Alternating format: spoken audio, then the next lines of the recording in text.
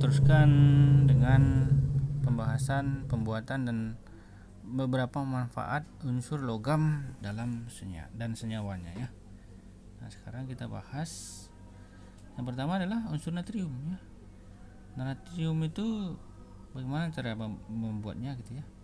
Natrium dapat dibuat dengan cara elektrolisis NaCl, lelehan NaCl ya. Ini kita belajar di elektrolisis. Nanti natrium ini bisa dipisahkan dari Cl ini dengan cara elektrolisis ya. Nah, elektrolisis NaCl dicampur dengan CaCl2. Nah, nama pengolahan ini adalah Cl-Dose ya, dose ya. Jadi natrium itu bisa diambil dari elektrolisis lelehan NaCl. Nanti terpisah dia. Proses ini namanya menggunakan proses Cl-Dose ya. Kemudian apa kegunaan si natrium ini? Untuk apa dia di kalau kita mau ambil natrium ini untuk apa sebenarnya gitu ya. Satu, natrium itu digunakan sebagai pendingin atau coolant di dalam reaktor nuklir ya. Digunakan untuk pendingin reaktor nuklir ya. Kemudian penerangan jalan raya ya, yang digunakan di jalan raya banyak juga adalah lampu-lampu natrium ya. Kemudian dalam bentuk senyawanya apa natrium ini ya, dalam bentuk senyawanya kan ada di dalam NaCl ya, misalnya NaCl, NaBr dan seterusnya ya. Satu, NaCl yang sering kita gunakan untuk bumbu masak ya. NaCl ini garam dapur ya, bisa juga untuk mengawetkan ikan, bisa mencairkan salju si NaCl ini, garam dapur ini ya. Serta digunakan bahan baku untuk membuat natrium ya, membuat natrium seperti ini tadi maksudnya. Membuat natrium dan senyawanya. Nah, senyawanya seperti NaOH ya. Nanti NaOH ini bisa digunakan untuk membuat sabun gitu ya. Jadi banyak kegunaannya si natrium ini ya, dalam bentuk unsur dan dalam bentuk senyawa. Jadi dalam bentuk unsur tadi bisa digunakan untuk kulen, dalam bentuk senyawa misalnya NaCl digunakan untuk bumbu masak dan seterusnya tadi ya. Kemudian apa kegunaan natrium hidroksida? Ini kan dalam bentuk senyawa, ada Na-nya di situ kan. Ada Na dalam bentuk senyawa NaOH, kegunaannya digunakan untuk sabun ya, deterjen, kertas ya. Kemudian minyak bumi juga perlu NaOH nih, dan lain-lain ya. Kemudian senyawa natrium dalam bentuk yang lain juga, natrium karbonat. Ini digunakan untuk membuat kaca ya. Deterjen juga dia perlu. Nah, dan seterusnya. Pembuatan natrium karbonat ini disebut sebagai proses Solvay ya. Kita bahas singkat aja ya. Kemudian natrium bikarbonat itu NaHCO3 ya. Jadi kan ada natriumnya juga di dalam itu ya.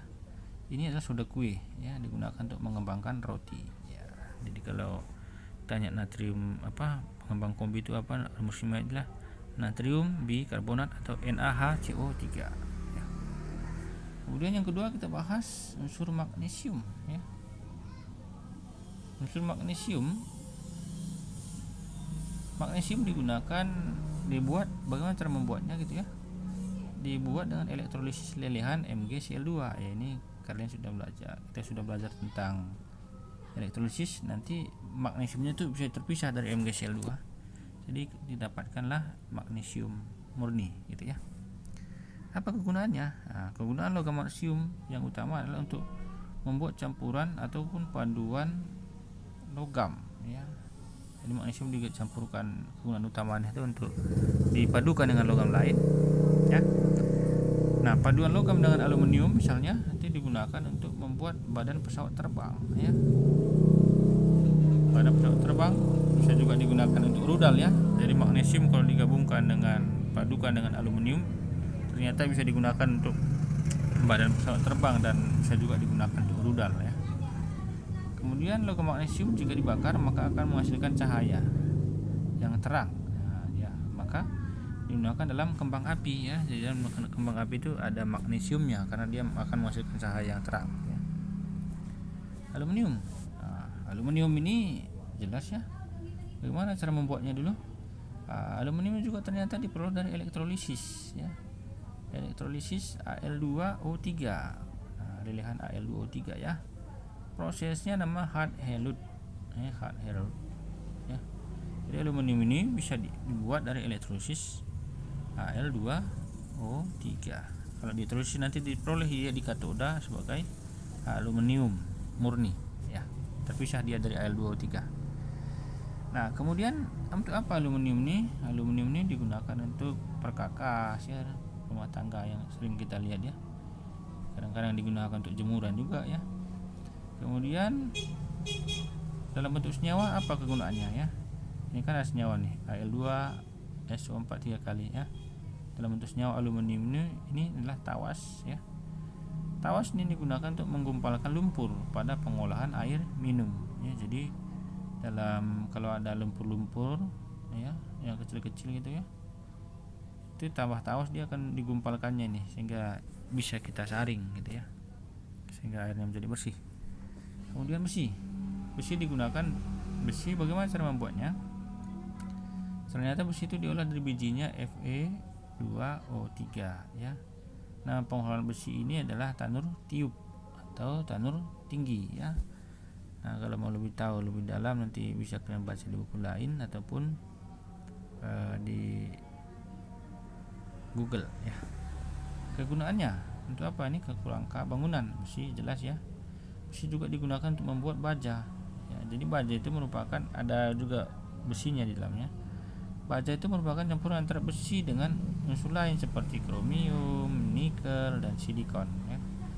Ada baja yang besi dengan kromium namanya baja juga, besi dengan nikel juga iya, besi dengan silikon juga baja, seperti itu ya. Kemudian baja ya, untuk apa baja ini gitu kan? Baja ini kalau dalam proses pembuatannya namanya proses Bessemer ya. Kegunaannya untuk kereta api, gunting, obeng, kendaraan perang dan seterusnya. Tembaga ini jelas ya. Bagaimana cara membuatnya? Tembaga dibuat dari bijinya yaitu kalkopirit. Nah, diambil dari sini dia. Kegunaannya kabel listrik ya, jelas ya, yang di dalam kabel itu tembaga ya. Di dalam kabel listrik itu tembaga ya. Kalau tembaga itu dipadukan dengan logam lain bisa seperti perunggu ya. Jadi perunggu itu merupakan paduan tembaga dan timah, sedangkan kuningan itu tembaga dengan seng. Nah, itu dia sebagai paduan logam ya. Timah ini untuk apa? Timah ini digunakan untuk kaleng kemasan ya, seperti roti, susu, cat dan lain-lain ya. Kromium digunakan dalam pernak-pernik kendaraan ya, mengkilap-kilap itu ya. Emas ini digunakan untuk perhiasan ya. Sudah jelas kalau emas nih harganya pun sangat mahal ya. Nah, kemudian untuk non logam, tadi kan unsur logam sudah kita bahas. Bagaimana cara membuat unsur logam atau mengambil unsur logam dari alam nih ya. Yang pertama karbon itu logam ya, dan senyawanya ya. Yang pertama kita bahas yang penting dalam senyawa karbon itu intan ya. Intan merupakan zat padat yang keras ya. Itu intan merupakan senyawa antara karbon di mana setiap atom karbon berikatan kovalen dengan 4 atom karbon lain ya, membentuk ikatan kovalen raksasa. Itulah intan ya. Jadi ini dia. Intan merupakan zat padat keras. Intan merupakan senyawa antara karbon di mana setiap atom karbon berikatan kovalen dengan 4 atom karbon lain. Jadi dia membentuk kovalen raksasa seperti ini dia. Ini kan baru 1 2 ya. Ini dia, lanjut terus. 4 atom karbon lain seperti ini dia, membentuk kovalen raksasa. Nah, seperti itu dia. Ya, kegunaan intan apa? Motong kaca ya, saking kerasnya tadi bisa digunakan untuk motong kaca, gerinda dan mata bor juga itu digunakan intan ya. Grafit ini senyawa karbon di mana setiap karbon berikatan kovalen dengan 3 atom karbon lain ya. 3 atom karbon lain dia, tadi 4 ini 3, membentuk molekul raksasa juga ya. Grafit itu digunakan untuk anoda pada baterai ya, sebagai anoda pada baterai. Jadi dalam baterai itu, baterai misalnya ABC, di tengahnya pada yang hitam itu, kalau kita belah ada yang hitam, maka itulah grafit ya, sebagai anoda digunakan di situ. Campur dengan tanah liat untuk membuat mata pensil. Jadi mata pensil itu merupakan campuran antara grafit dengan ya tanah liat ternyata ya. Karbon monoksida ya, dalam bentuk senyawa Karbon monoksida merupakan sangat beracun. Karbon monoksida atau CO ini dihasilkan dari pembakaran tak sempurna dalam mesin kendaraan bermotor. Kegunaannya sebagai bahan baku untuk membuat metanol. Jadi walaupun dia bersifat racun, ternyata ada juga manfaatnya si karbon monoksida ini ya. Dan ternyata bahan baku untuk membuat alkohol ataupun metanol ya. Nah, kemudian karbon dioksida. Karbon dioksida ini dapat di udara dan ada juga dibuat dari pembakaran residu pada penyulingan minyak bumi ya. Kegunaannya untuk memadamkan kebakaran ternyata dia. Walaupun CO2 ini sebenarnya bisa menyebabkan panas bumi juga ya, panas global. Juga untuk memadamkan kebakaran, bisa juga untuk membuat minuman yang bersoda. Itu dia. Silikon ini digunakan dalam bentuk senyawa yaitu silika SiO2. Silika terdapat di pasir ya. Silikon dibuat dengan mereaksikan silika dengan karbon ya, seperti itu dia. Silikon ini bisa diambil dari kita campurkan pasir ya dengan karbon, dapatlah silikon ini, maksudnya silikon murni ya. Seperti itu dia kegunaan silikon. Silikon ini digunakan dalam transistor ya, Si murni tadi digunakan dalam transistor dan chip komputer ya. SiO2 itu pasir, kalau silikonnya pasir tak bisa kan digunakan untuk chip. Kalau dipisah dia diambil silikonnya, bisa digunakan untuk chip komputer ya dan transistor. Senyawa silikon, nah itu ada silika dan silikat, digunakan untuk membuat gelas keramik ya. Gelas itu ternyata senyawa silikon juga ya. Seperti itu dia. Sekarang nitrogen dan senyawanya ya. Nitrogen dan senyawanya. Bagaimana cara pembuatan nitrogen ya? Nitrogen itu gas nitrogen itu N2 ya. Nah, satu pencairan udara. Jadi udara ini kan mengandung banyak nitrogen ya, 78% kemarin. Disulinglah dia, jadi dengan distilasi bertingkat. Nah, didapatkanlah dia si nitrogen seperti itu. Terpisah dia dari oksigen dan unsur-unsur lainnya. Nah, apa gunaannya? Gunanya untuk membuat amonia. Ya, amonia itu NH3 ya. Nah, kemudian N2 itu juga digunakan membuat atmosfer inert di dalam makanan supaya tahan lama ya. Ini seperti makanan keripik itu kan ada gelembung-gelembungnya itu. Plastiknya kan ada gelembung-gelembungnya, ternyata di dalamnya itu ada gas nitrogen supaya makanan itu tahan lama ya. Tidak rusak gitu ya. Nah, kemudian amonia ini sendiri apa? Amonia ini digunakan untuk pupuk biasanya. Nah, campuran pupuk, membuat pupuk nanti bisa dia. Cuman amonia ini dapat dibuat dengan mencampurkan nitrogen dan hidrogen. Dapatlah amoniak ya. Nah, kegunaan amonia apa? Ini membuat pupuk urea ya. Ya, CONH2 2 kali dan pupuk ZA gitu dia. Jadi amonia ini kalau kita campurkan dengan CO2 itu akan terbentuk pupuk CONH2 2 kali. Ini adalah urea ya. Dan pupuk amonium sulfat juga bisa dibuat dari amonia ini. Di pabrik es digunakan sebagai pendingin ya. Amonia itu digunakan sebagai pendingin. Membuat nitrogen. Nah, amonia itu bisa juga digunakan untuk sumber bahan baku pembuatan hidrogen. Hidrogen digunakan sebagai bahan bakar roket ya. Asam nitrat ini merupakan asam keras yang dapat melarutkan berbagai jenis logam kecuali emas dan platina. Tapi kalau asam nitrat ini dicampur dengan HCl dengan perbandingan 3:1 ya, misalnya 3 mili dengan 1 mili, maka terbentuklah namanya larutan aqua regia. Aqua regia ini dapat melarutkan emas gitu dia. Jadi emas itu bisa dilarutkan ternyata dengan aqua regia ya. Aqua regia itu campuran HCl dengan NO3 dengan HCl tadi dengan perbandingan 3:1 ya. Kegunaan asam nitrat ya, sebagai dasar pembuatan asam nitrat ya.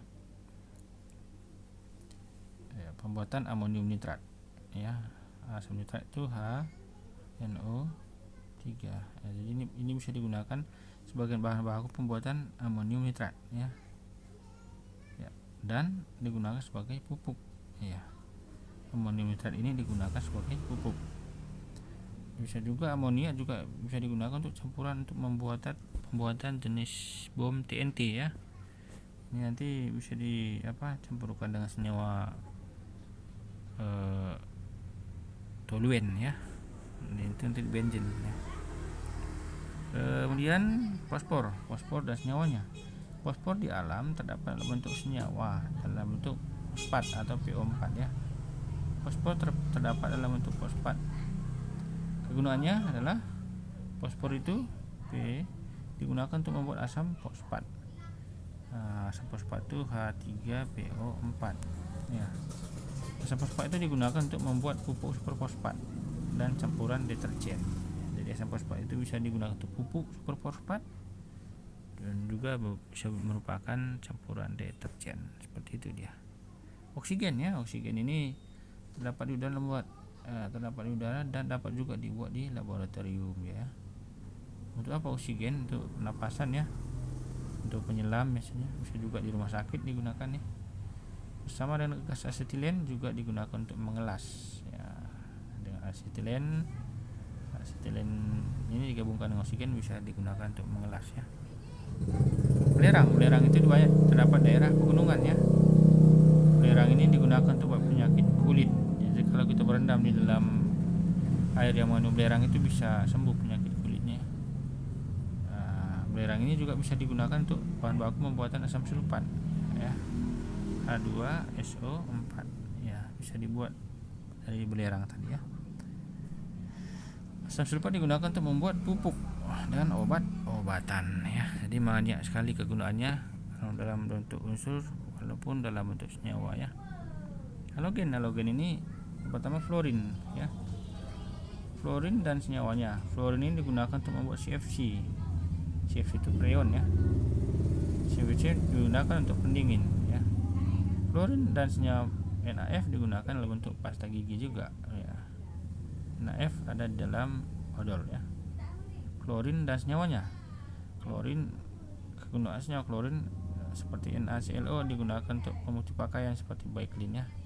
Di Baiklin itu bahan dasar kimia yang aktif adalah natrium NaClO ini ya.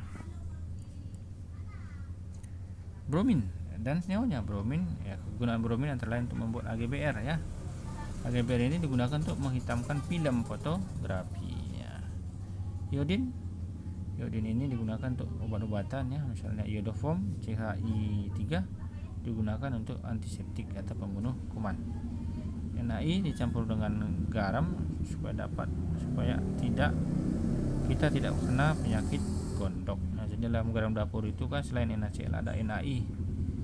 Iodiumnya ini yang bikin kita tidak mengalami penyakit gondok seperti itu ya. Oke, materi berikutnya nanti kita lanjutkan pada video berikutnya. Terima kasih.